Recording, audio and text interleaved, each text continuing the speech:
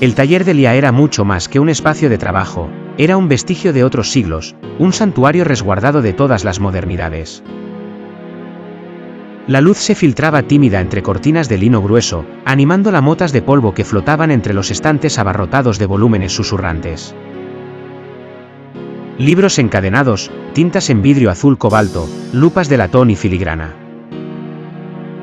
A Lia no le temblaba el pulso en ignorar el mundo digital, sus manos dialogaban con el papel, no con pantallas. Ese martes, Marcus cruzó el umbral del taller apurado, trajeando una inquietud que no pertenecía a ese lugar. La campanilla se agitó como una advertencia. Un cuadrado de luz azul se coló, viajando desde su tablet hasta los pergaminos restaurados por Lia, que la apartó del manuscrito cual carnicero con el cadáver de una plaga. Marcus insistía, la voz teñida de ansiedad.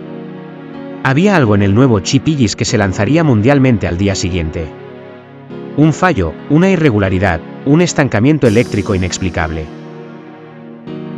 Lia, tras un gesto de desagrado, se resignó a mirar la pantalla, aireando desprecio por aquel artefacto. Sin embargo, entre líneas precisas y circuitos dorados, vio algo más allá de la ingeniería, símbolos primordiales, ocultos debajo de capas técnicas. Sintiendo que lo artificial desbordaba a lo ancestral, Lia rumió una duda en su mente. Buscó en sus estantes la llave del enigma, un libro de tapas verdes y grabados gastados. Marcos la miraba perplejo, entre el escepticismo posmoderno y la inquietud por lo inexplicable. En la página 88, dos astas de ciervo flanqueaban un vacío, 1001. El mismo patrón que se repetía en el chip. Lia creyó haberlo entendido, era la marca de Cernunnos, dios celta de los lugares salvajes. Señaló el grabado y le explicó a Marcus que aquello no era un accidente, ni tampoco necesariamente una amenaza. Cernunnos era fuerza bruta, naturaleza sin filtro, pero no maldad. La lógica de Lia se instaló en su mente, alguien había intentado canalizar poder antiguo usando silicio y cobre.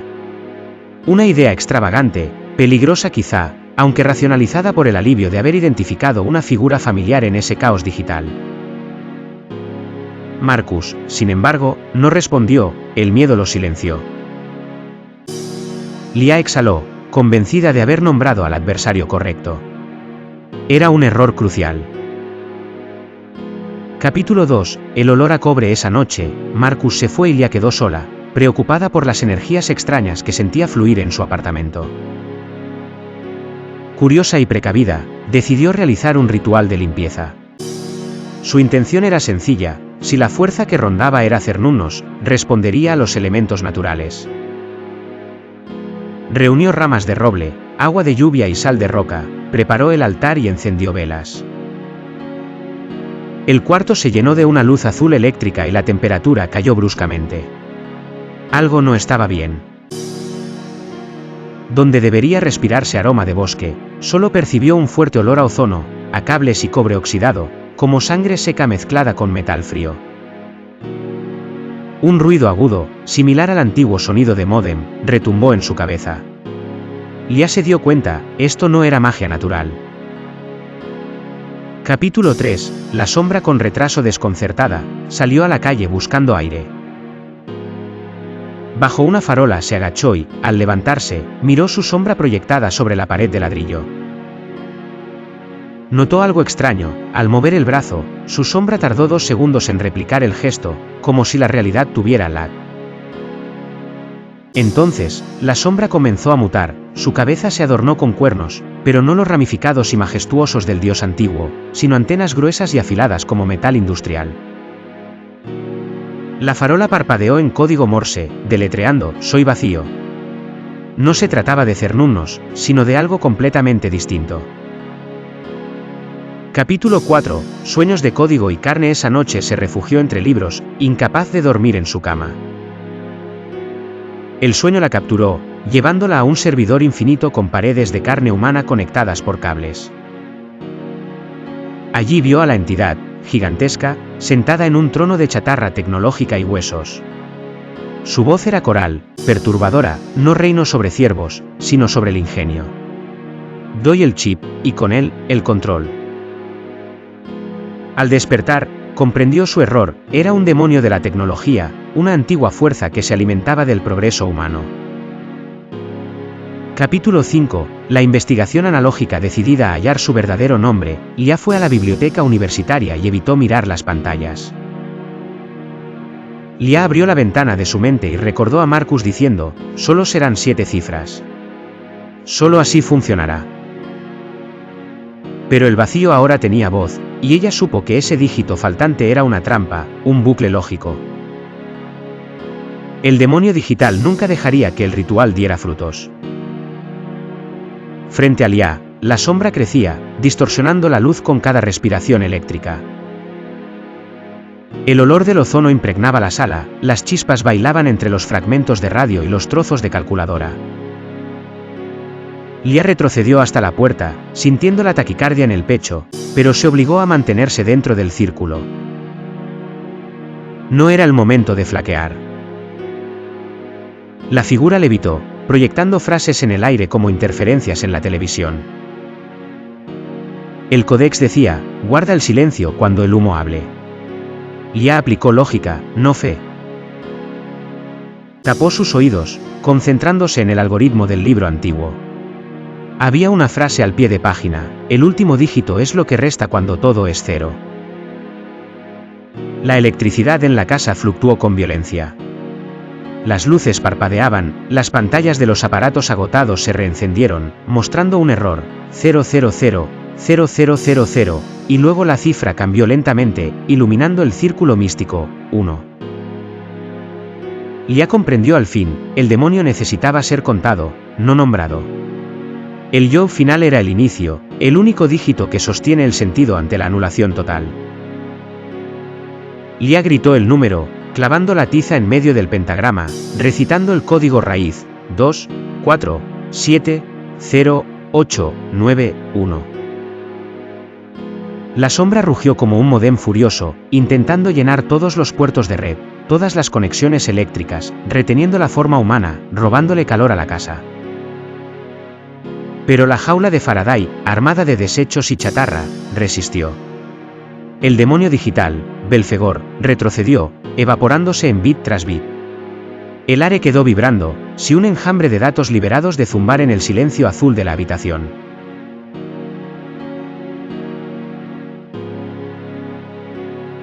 Lia respiraba con dificultad, la tiza consagrada sudando en su mano, temblando entre sus dedos. Fuera, la noche era un océano negro, las luces de la ciudad apenas parpadeando detrás de una neblina siniestra. La realidad parecía filtrarse por las grietas. Sabía que si huía, desaparecería entre las sombras, no quedaría nada de ella. Se arrodilló en el suelo, en vez del círculo de sal habitual, tomó los pedazos de su propio pasado, radios, microchips y calculadoras muertas que conservaba como reliquias extrañas. Partió los objetos, despidiendo pequeños destellos de estática y olor a circuito quemado. Con ellos trazó un pentagrama, cada vértice, un pequeño altar de tecnología rota. Para sellarlo, utilizó la última pastilla de ferrita y un trozo de hierro oxidado. Por los nombres de la piedra y el hierro, Teato, pronunció, gritando más por miedo que por fe. El suelo vibró suavemente, las luces del techo parpadearon y la temperatura se desplomó. Frente a Lia, la sombra tomó forma. Era una figura descomunal, negra como el vacío entre galaxias, con la electricidad chisporroteando en su pecho. Pese al terror, sacó su libro de conjuros, uno verdaderamente obsoleto, la Enciclopedia de Demonios de la Invención, en 1982. Empezó a recitar el conjuro de destierro, la lengua atrapada entre la liturgia arcana y los tecnicismos eléctricos. Marcus, siempre el hermano protector, le había entregado la lista de los 6 números extraídos del chip maldito. Faltaba el último, el número raíz, la clave para romper la entidad y devolverla al limbo digital de donde había salido. «Dime el último dígito», clamó Lia al humo palpitante. El demonio soltó una risa tan atroz que las ventanas estallaron, el aire se volvió polvo de cristal. Tu hermano no lo sabía. El último dígito soy yo.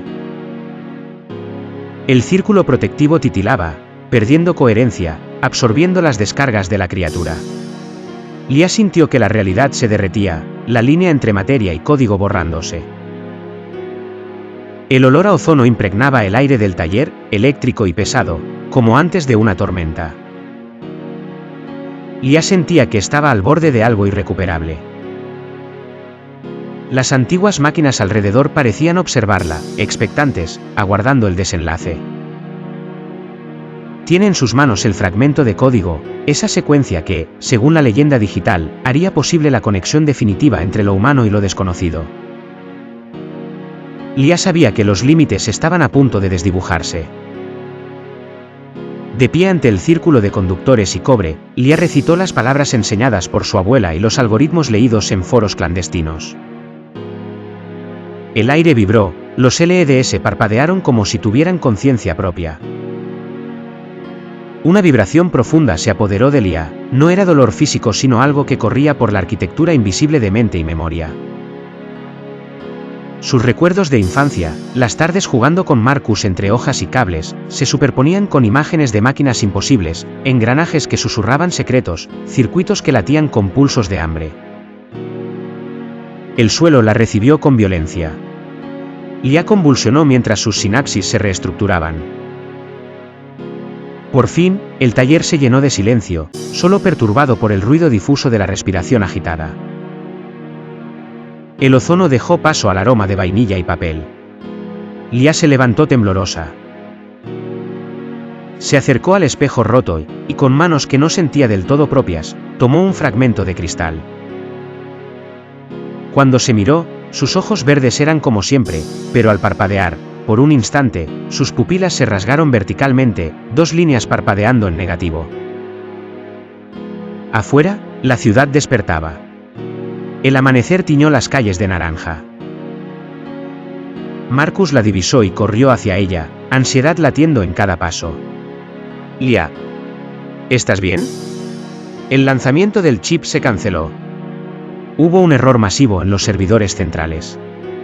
Todo el código se corrompió, cientos de millones perdidos, toda la red en blanco.